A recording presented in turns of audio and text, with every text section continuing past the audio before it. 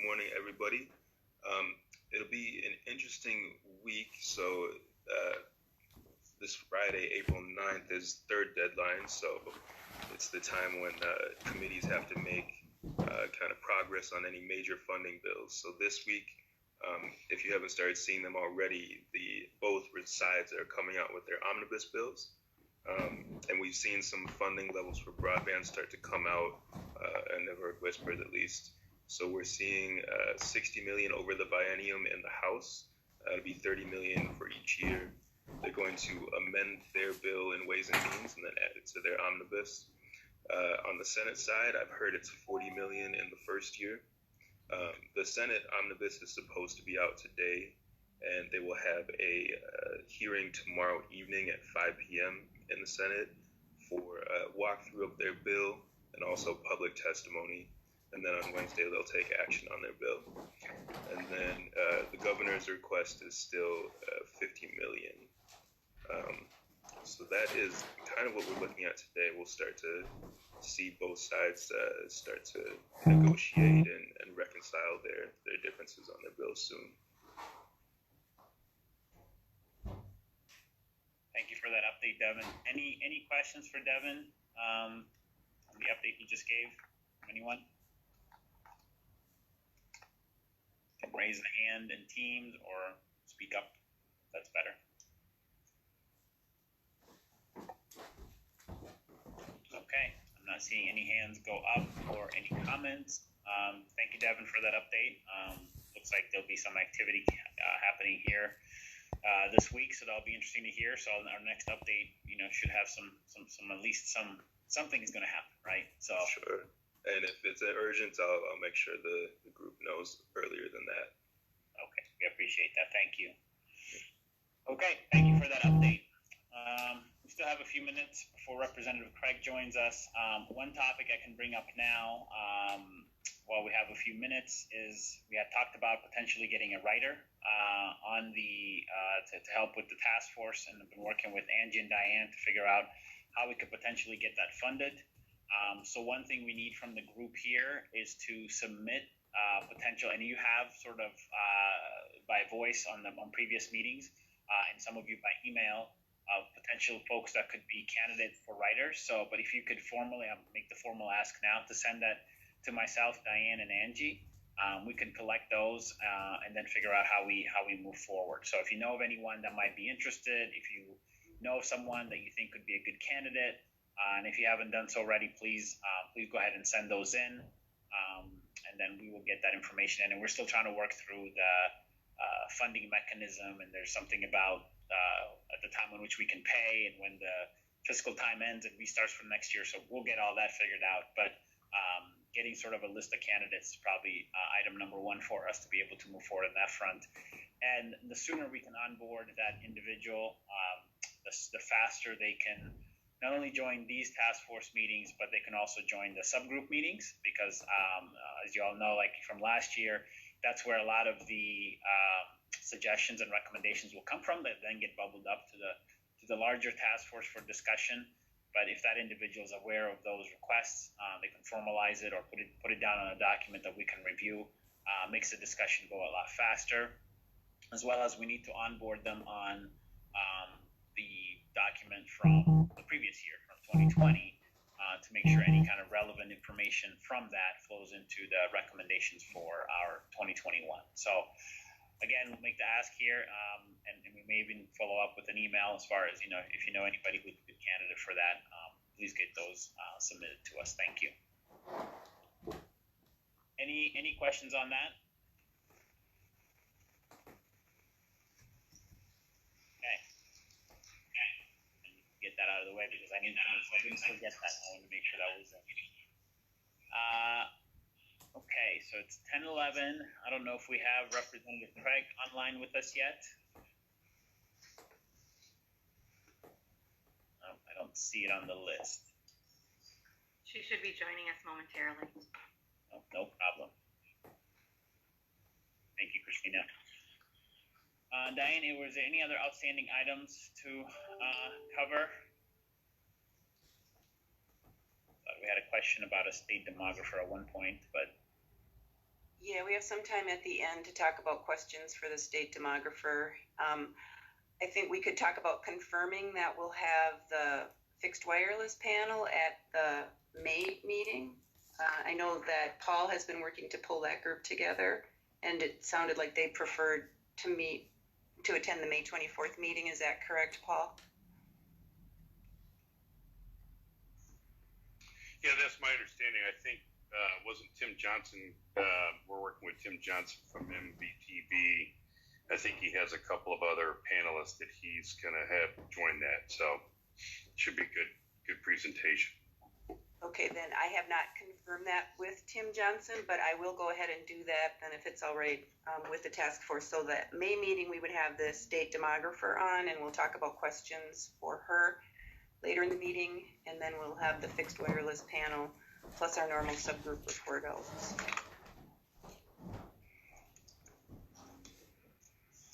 Okay. And then Diane, what are the other topics that we've got tentatively lined up for May at the moment?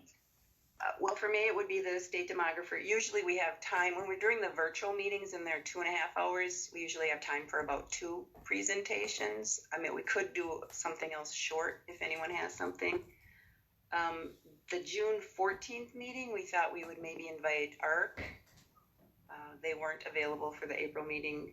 And then the July 28th meeting, that was a date that MnDOT's Connected Autonomous Vehicle folks could attend, so I'll confirm them for July.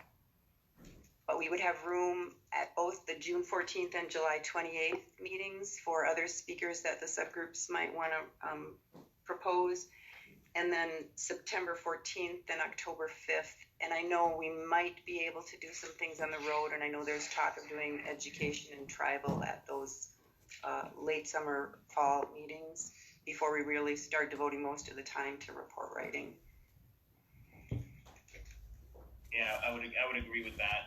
I think the latter part of the year, if we're going to travel anywhere, that's most likely when it can happen, and also when we can meet in person.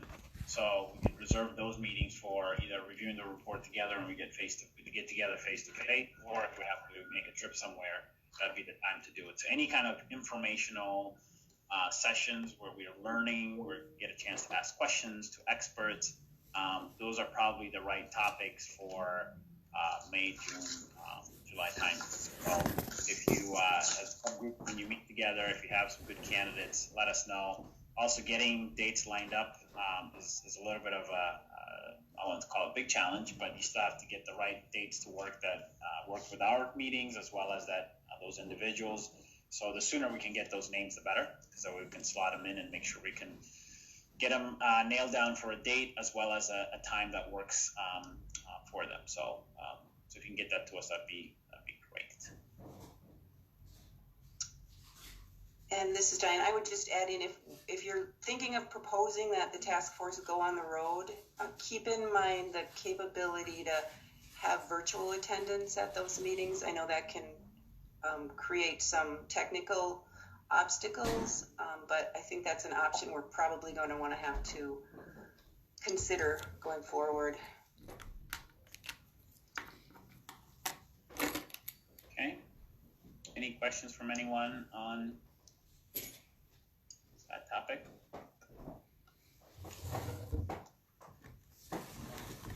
Okay, not hearing any. Okay, let's see. Do we have Representative Craig on yet? Let's see. No, that wasn't it.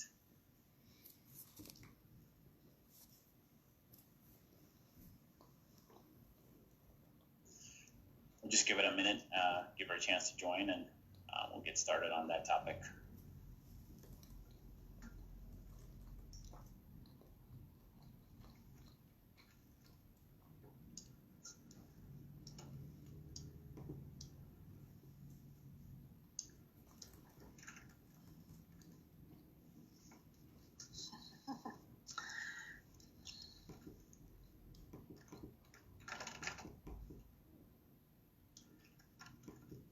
Why group this morning? I don't want to ask for jokes because those usually don't go very well. Okay, here we go. us now.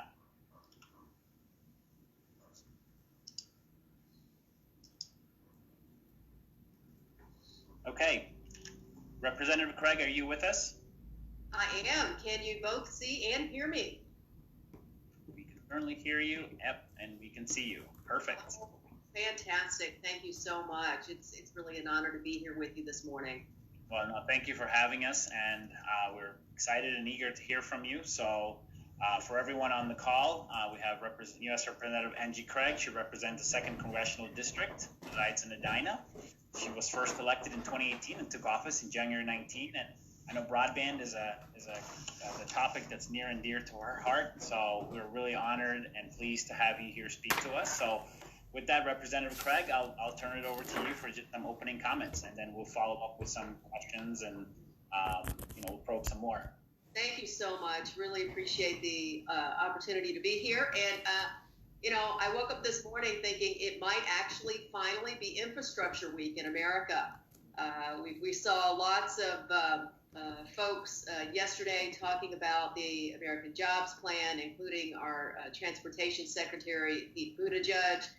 And this is an area that I've been committed to since even before we had the American Rescue Plan and the American Jobs Plan. So I serve on Whip Jim Clyburn's task force on broadband. And, if you understand the 2nd Congressional District, it's really unique across Minnesota. I've got a little bit of everything. I've got a bit of urban in South St. Paul, West St. Paul. I've got a lot of suburban in Eagan, where I live, lots of exurban, lots of beautiful rural areas. In fact, if you looked at my congressional district on a map just by geography, you'll find that about 60% of this district is actually covered in corn or soybeans, which is, of course, why I wanted so badly to serve on the Ag Committee. It's because greater Minnesota and access to high-speed internet, broadband, is a particular desperate need out here. And, of course, COVID-19 has only brought more of that need home to every single one of our communities. Even before the pandemic, had farmers who needed to pull up to the local McDonald's in order to upload their data from their farming. I've got their yields. I've got parents who during the pandemic were sitting in library parking lots or in McDonald's parking lots. And so I know every single one of you understand better than most just what kind of deficits it brings when you've got a lack of access to high-speed internet.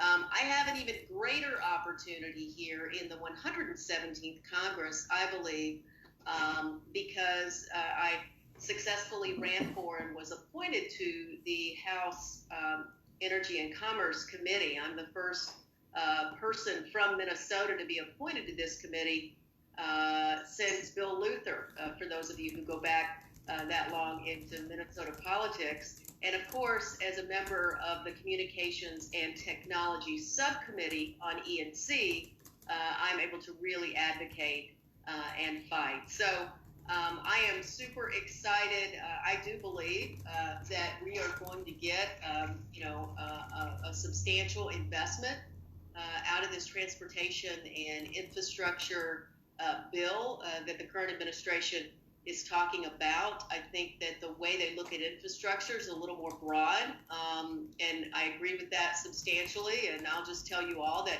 haven't been, there's not been a big package that I voted for yet that I agreed with every single component of. But I do think, if nothing else out of this pandemic, we have learned that broadband, it's not a luxury. It's absolutely critical 21st century infrastructure. And when you start to layer onto that things like healthcare being done virtually, remotely, when you layer onto that education, those needs, you really start to see that it's an incredible opportunity for us to invest in our country, invest in Minnesota. And my realtor friends are telling me that folks are looking for a little more space, a little more land. And if you have high-speed internet, if you have broadband, you can start a business from anywhere. So I really view this as an incredible opportunity, and I'm very, very happy to be here this morning and for the work that each of you do as part of the Governor's Task Force.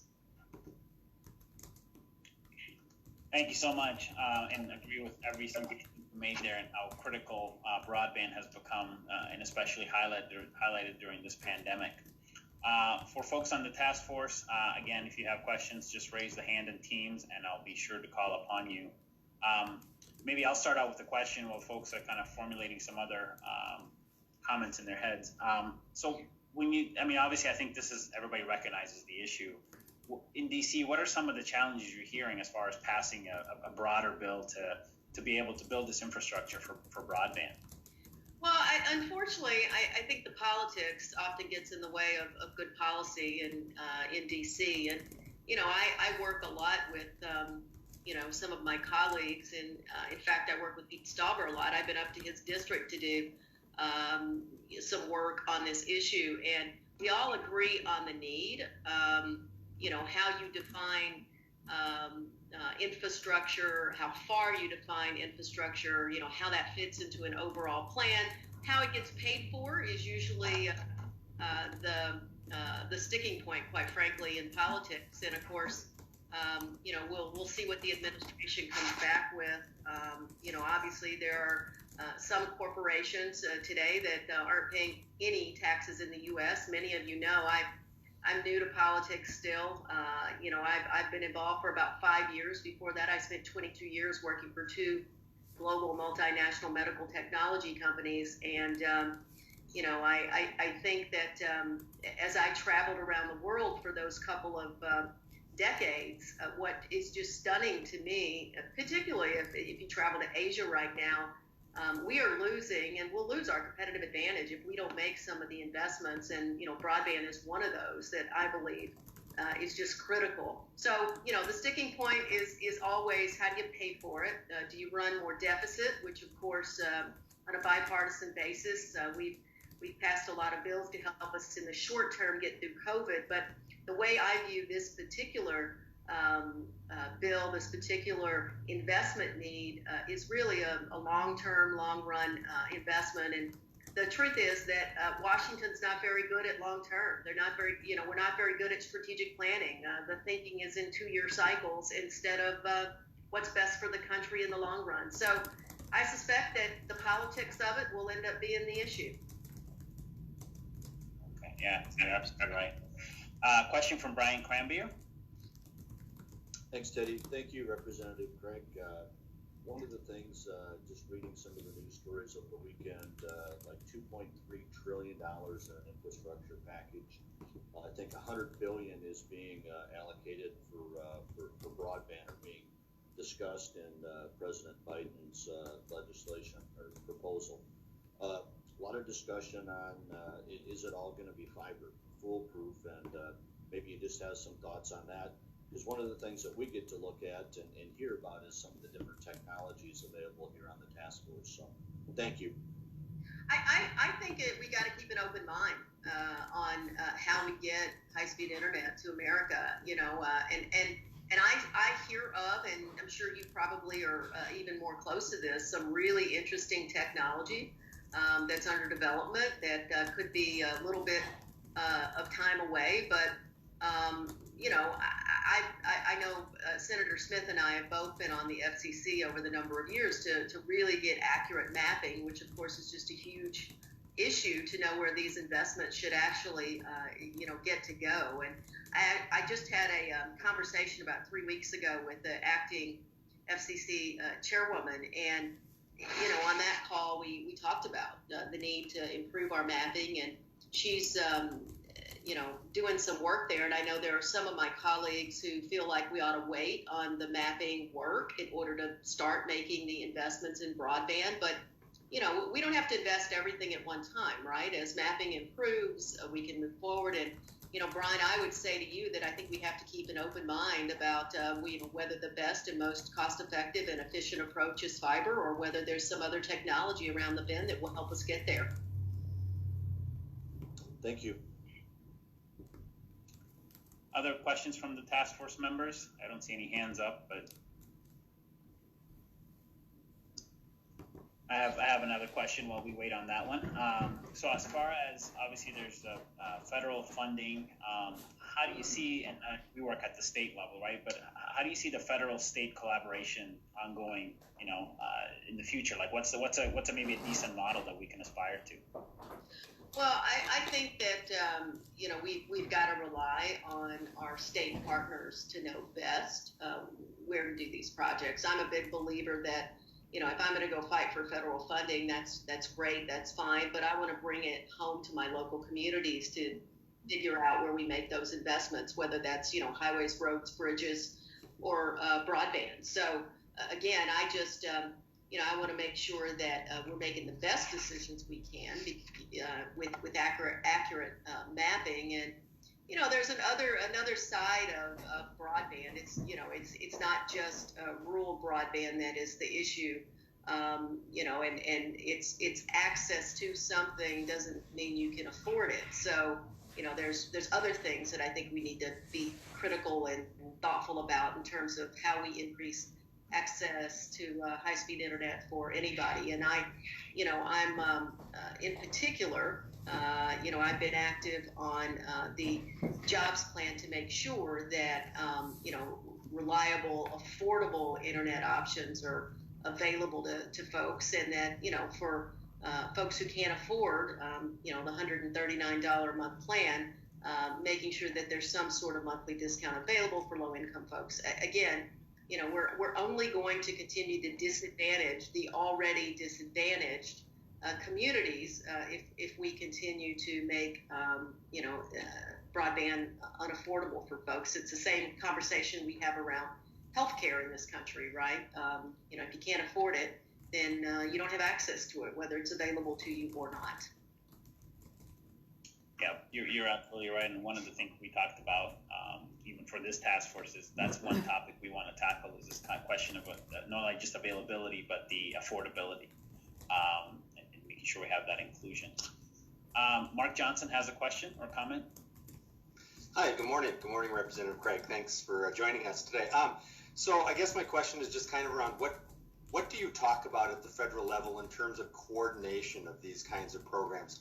Because you mentioned the affordability piece, and we know that there's some money going to the FCC for a couple of affordability programs, right? And then we get that and we try to figure out, or we get it at the state level and try to figure out what, how to do it. Folks at our Office of Broadband Development try to figure out how to get the word out about these programs and things like that. And then we have the infrastructure programs, and goes back to CAF and RDOF and all of these programs together. I mean, I'm just curious what's the talk about how to coordinate all of those so that they don't step on each other, so that they get the money to the right places? Mark, that's a really good question, and as a legislator, I have the ability to help get money appropriated. But these agencies have got to work, very, very closely with our state agencies and organizations in order to make it work. And so, I think as we look at,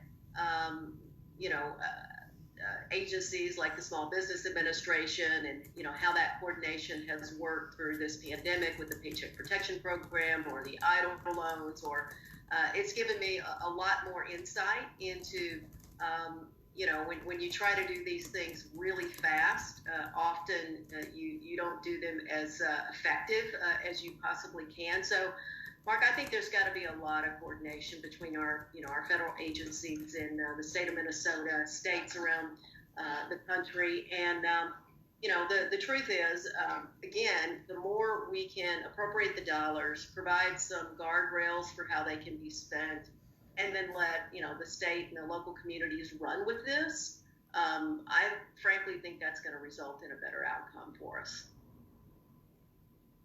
I think it's really hard. Thank you.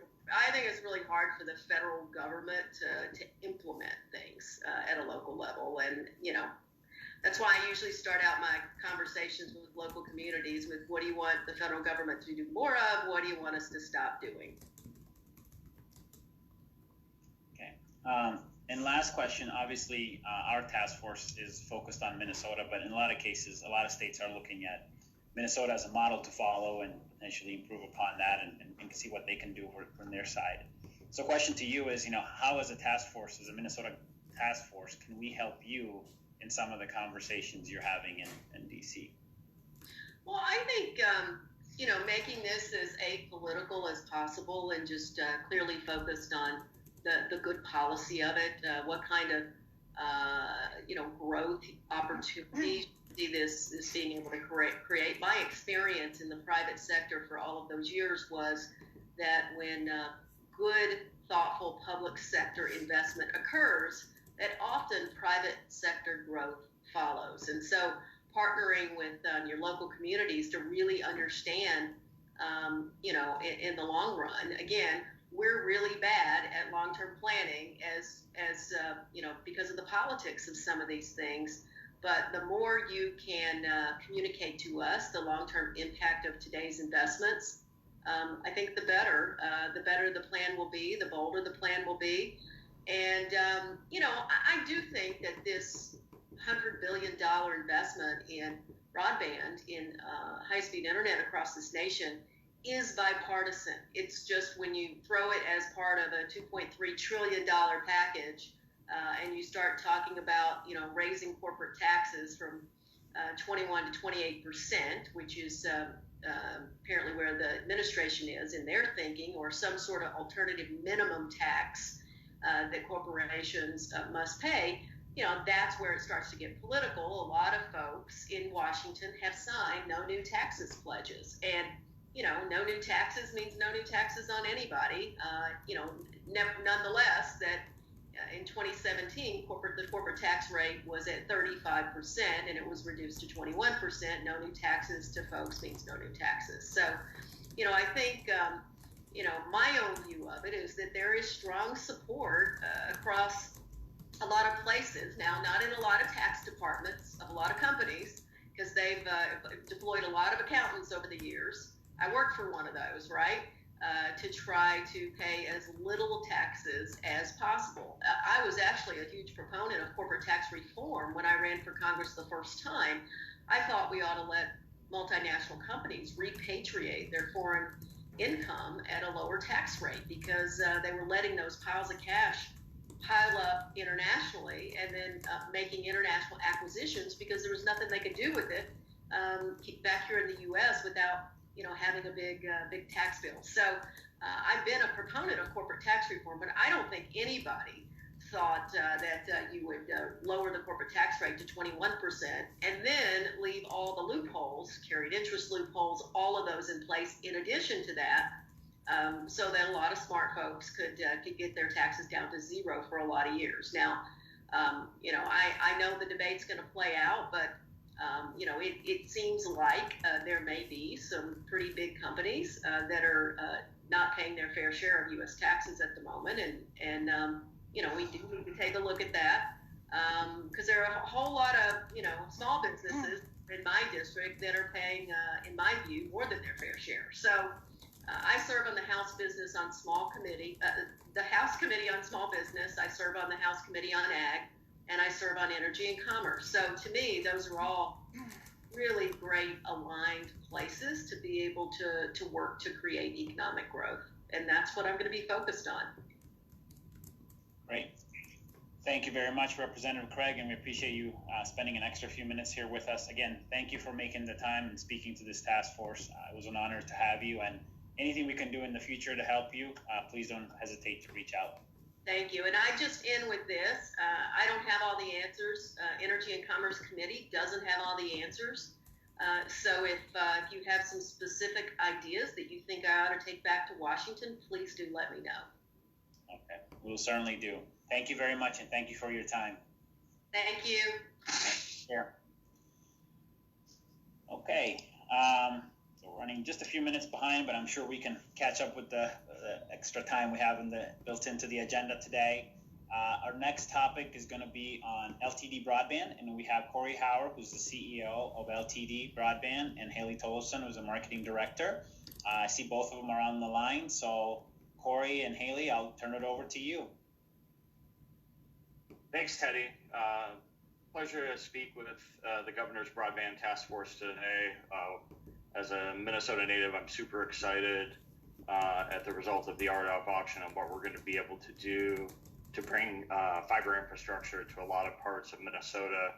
that have been waiting for a solution for broadband. I heard a lot of the things the Congresswoman said, and in regard to things in her district, I'm excited we're going to be able to solve some of the issues in her district and some other parts of the state that are becoming, to her point, a little bit more of a shiny apple. People may want to not live in as metro an area, looking for some land around them.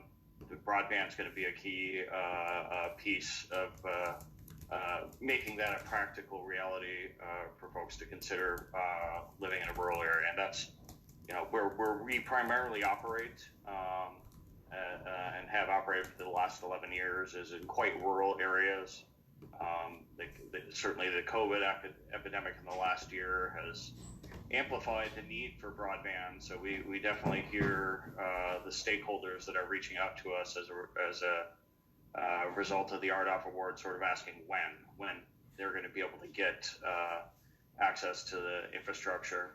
And we don't have a concrete timeline from the FCC as to when they're going to start the funding process for RDOF awardees.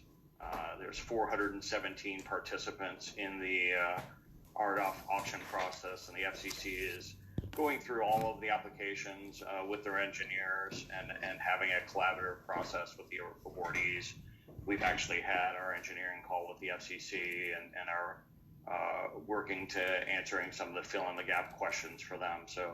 But the process, I mean, to give the participants on the call a bit of scope, the process is proceeding at FCC. They have a lot of resources allocated to getting RDOF to first funding. So we don't see any obstacles. It seems to be a collaborative process. We were a CAF 2 participant, so this is a similar process to the CAF 2 reverse auction. So everything appears to be proceeding as it did in CAF 2. So we're optimistic that soon is the answer, but we don't know when for sure it's going to happen. That said, and Haley and I have conversations with stakeholders all the time, we're sensitive to the needs of some of the areas that maybe have been waiting longer or have a more acute need. And so independent of RDOF funding, we're willing to allocate our own funds to sort of front run the RDOF deployment. So we're making investments right now in communities, putting in infrastructure with our own funding, both RDOF and non-RDOF areas. So we're not simply looking at allocating infrastructure to this specific line of a census block group. We're allowed to make our own investments with our own cash. So we're doing that in areas that are maybe adjacent to an RDOF area, and that's something that we intend to be able to do. And definitely part of our 50,000 foot view of this project is not just the RDOF areas, but other areas that are in need. And we don't, certainly there's a lot of great telecom providers in Minnesota, and the maps kind of indicate where things are well served. Our intention is not to go look for those areas, but really to focus on the unserved and underserved areas, which I think RDOF award areas captured a subset of, but certainly there's going to be a lot of other areas that are eligible for the second round of RDOF, and then for other programs. It seems like there's a pretty significant appetite for both federal and state funding to solve the underserved, unserved issue, and we're definitely aligned with that. The only thing I would add to that is we're definitely sensitive to overbuilding. I think, adding a third or fourth competitive provider with government subsidy probably isn't something we support. I know there's definitely some appetite for that. I guess my response to that would be, I think that's a fair conversation to have, but in our opinion, we should solve the unserved, underserved issue first. And then to the point of maybe affordability, if that's a conversation that wants to be had, I think that certainly, politicians can have that, stakeholders can have that conversation in the future. But, I'm excited. This is odd to say, but I'm excited about our competitor, Starlink. I think Starlink is exempling that they're going to be a robust competitor and open up opportunities for folks that might not be in an area that's allocated for government subsidy, but still in a very underserved area. It appears that Starlink's going to be capacity constrained for quite some time. I think I read in the media yesterday that they have a 1-year backlog. That's a lot. So if there's anything that sort of underscores the acute demand, looking at Starlink's backlog is another underscore to that demand vector. But I look at some of the spots in Minnesota that I know weren't part of the RDOF project or program, and where there's definitely acute need. 100 megs is a lot of bandwidth, or I guess Elon is talking about 300 megs. As a provider competing with them, we're sensitive to that. Our base plan on fiber is probably going to be north of 300 megs because we want to be competitive with Starlink. And certainly there's going to be other offerings in the LEO space. I know OneWeb is developing their cluster for the Northern Hemisphere, targeting that to be online this year. And then Amazon has been working for 20 years on a space program. They're indicating that they want to offer something similar to Starlink. So, I mean, I think it's great news for consumers. It's probably less great news for service providers like us to face that competition. But we'll have to operate efficiently, and we'll have to be capital efficient and OpEx efficient as we operate our networks. And to that point, one of the questions I quite commonly get is, are we going to work with partners on our RDOF deployment? And the answer certainly is yes. We are partnering with most of the middle mile providers in Minnesota. I think probably the worst thing that we can do is to put another fiber tube adjacent to someone else's fiber tube when there's a need for areas that don't have a fiber tube to get the service. So to the extent that the economics make sense, we're partnering with incumbent providers and adjacent providers. The provider next door may have facilities that we can do an IRU on and at least access to that facility.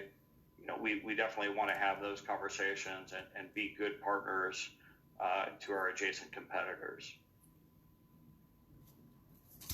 So I've talked for a while. I'll pause if you guys have any questions. I don't have a whole lot more to say, but certainly be able to respond to your questions. So again, for everyone, just raise your hand in Teams, and I'll be happy to make sure I call upon you. As I'm starting to wait for those to come in, Corey, maybe I'll get started. I mean, as you look at some of the awards that obviously the LTD has received, what are some of the challenges you foresee in the next couple of years to be able to achieve the goals? Yeah, that's a great question, Teddy. And I think, the service providers are all aware of the acute demand and supply issues around fiber optic cable. We've solved that in the short term. We have access to a fiber optic cable supply. I've been in conversations with the CEOs of a couple of the largest U.S. fiber cable manufacturers. And they get it. They know that this is going to be a huge demand vector over the next couple of years. And heartwarmingly, they are making investments in increasing their capacity. So I think that we are looking at a short-term crunch on fiber optic cable availability. And there may be a little bit of I don't want to call it hoarding because we're all going to use it, but we're all kind of grasping to get a supply of fiber so we can keep our crews active and working. And so, there could be some of that. We all had challenges getting toilet paper a year ago. I'm not going to say fiber is the new toilet paper, but it certainly is our biggest issue on our radar is just availability of fiber. The other availability, and I'm encouraged by, is workforce. I think there's going to be the ability for us to hire and train the large workforce that we're going to need to do our underground and aerial deployment. So great news for Minnesota, for Wisconsin, for the states in the upper Midwest where we're going to be doing significant builds.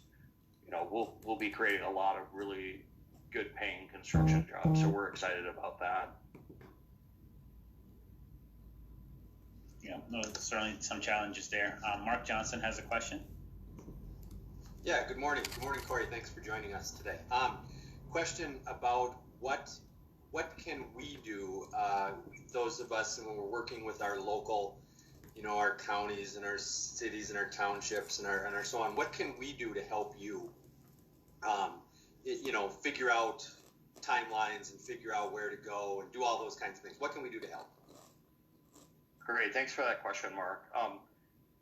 Haley's role has changed over the last year, or actually last 4 months since our RDOF award, and we're having a ton of meeting with stakeholders on that very issue and trying to sort of grease the skids for us to deploy in some areas. And the conversations revolve around the same subjects in a lot of cases. We do anticipate we'll partner with a lot of rural electric co-ops on joint pole use agreements. I think that the condition of pole networks varies in different parts of the state, but I think the electric co-ops in Minnesota have done a yeoman's work on keeping their networks in good shape, and we anticipate pretty good luck working on pole attachment agreements with minimal make ready, which is certainly an issue with broadband deployments, but getting relationships started with those rural electric co-ops is certainly helpful to us to the extent stakeholders can connect those dots for us. That's going to put us ahead of the game. And we're really, I don't know the time frame that RDOF funding is going to start, but we want to be ready to put the shovel in the dirt when that starts. So we want to have all those conversations on the front side. One other thing too, and Dakota County has been very useful in this. There are certainly other fiber networks that have been built either in conjunction with municipalities or other jurisdictions that we would hope we can leverage. And I don't want to put another tube of fiber along Highway 52 if there's already a Dakota County owned tube there. And so we think we have a good knowledge through some of our partners on where the fiber is, but I always think at the local level, there's a lot more knowledge there. So to the extent that any stakeholders can help connect us to existing fiber networks, it's gonna allow us to focus on the ditches with no tubes, and that's really what we want to do. Good, thank you. Corey, another question for you. I mean, one of the things we want to tackle as a task force this year is this concept of symmetrical, right? Upload and download. What are some thoughts from your standpoint as far as, is it achievable? What are some of the challenges? Is there additional costs as a result of it? As a broadband provider, I think it'd be interesting for the task force to hear from you on that. Great question, Teddy. So, I think COVID really put a magnifying glass on the symmetrical issue. When you had households with a few kids and a couple parents working from home and you're all trying to do Zoom, those Zoom calls, they only take 3 megs each, but it doesn't take much to fill, if you have 5 of those, that's 15 meg. In a cable system, they're running maybe 35 meg as the maximum upload. You can get 940 down and 35 up. In my neighborhood, I have a cable company. It wasn't able to get 35 up because everyone was Zooming in the whole neighborhood. So it's definitely an issue. And I think as service providers, we're all sort of crafting our plans to get to symmetrical. I think that a couple years ago, I probably would have had a different conversation with you and said that symmetrical doesn't matter. Informed by 2020 and 2021, I've pivoted my thoughts on that. So, as a fiber-focused provider, we're excited about the technology we have available to us. GPON, XGS PON, new technologies like Angie PON 4. We could do 10 gig symmetrical, which is something we could target on a per neighborhood basis. So if we had tremendous demand in a single neighborhood, we could put an XGS PON module in and provide 10 gig symmetrical service. GPON, although the overall capacity is biased to download, still can provide a gigabit upload. So it's a robust technology. I think you'll see the fiber option is going to be a strong one for at least the next decade. In that vein, obviously, LTD Broadband is a large fixed wireless service provider. And we're actually doing our first Terragraph deployment right now, today, in New Hampton, Iowa. And that's going to be capable of delivering gig up, gig down over fixed wireless. So we're excited about that. It's not going to be, if we're holding a hammer, so everything's a nail. Sometimes there's a screw. We might have to grab the screwdriver in some instances. But, we strongly believe in hybrid, especially now that fixed wireless technology is really increasing in the upload capacity. I mean, that's I think always been one of the shortcomings of fixed wireless is upload capacity, and I think Terragraph is one technology that is exhibiting symmetrical characteristics, but I think there's going to be a lot more coming over the next decade in terms of those innovations. And then in the fixed wireless, the 1 gig up, 1 gig down, what are some of the things that can get in the way? I mean, to achieving that. So Facebook was one of the large funders of the Terragraph initiative, and it's a vendor-independent model basically designed to have a third competitor in urban spaces. It's not really a rural targeted product because the distance limitations of 60 gigahertz are quite significant. And we were talking hundreds of meters, not miles. And so, it's really lends itself to a dense neighborhood. And also, Minnesota, we're blessed with trees, right? And so trees and 60 gigahertz are not a mesh. So you really need to have 60 gigahertz point-to-point type coverage to achieve a multi-point mesh, which is Terragraph is. I won't get too deep into Terragraph, but it's an interesting model. It's a mesh. It's something that a few vendors are targeting availability. So we think it's going to be another arrow in the quiver of all broadband service providers. Thank you, Corey, for your thoughts on that piece. Any questions? Any other questions from the task force? Not seeing any hands up.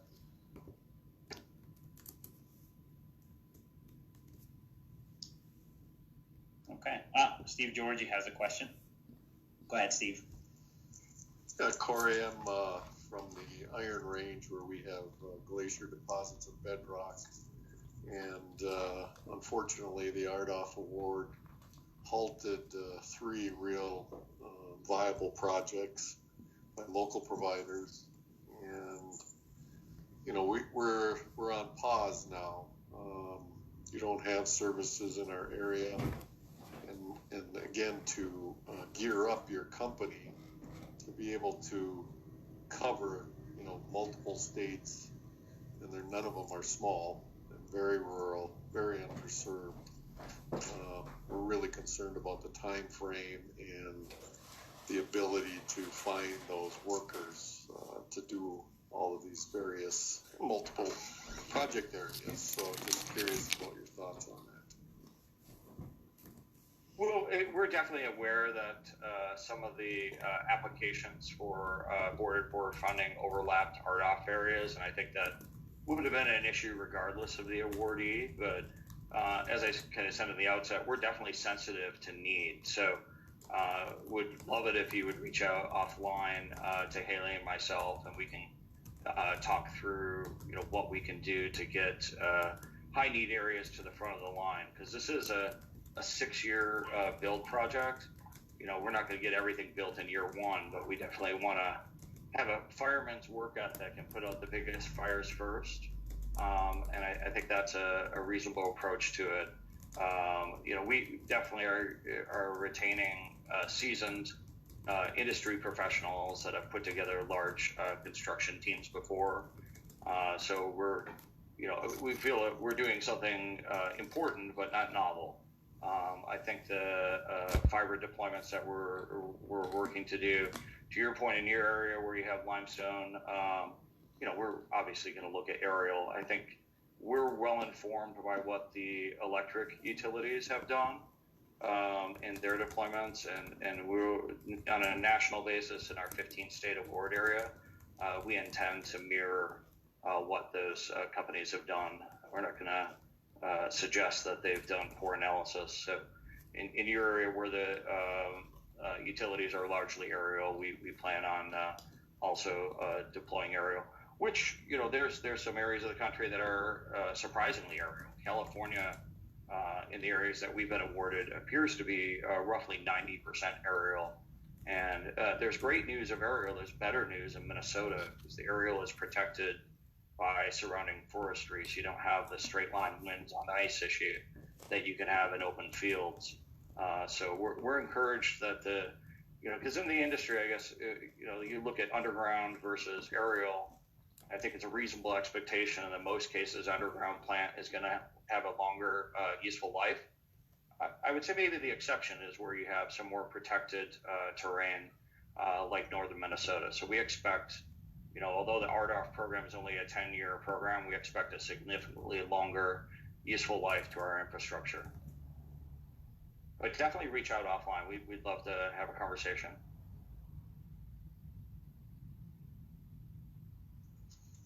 Thanks, Corey. Any other questions from the task force to Corey and Haley?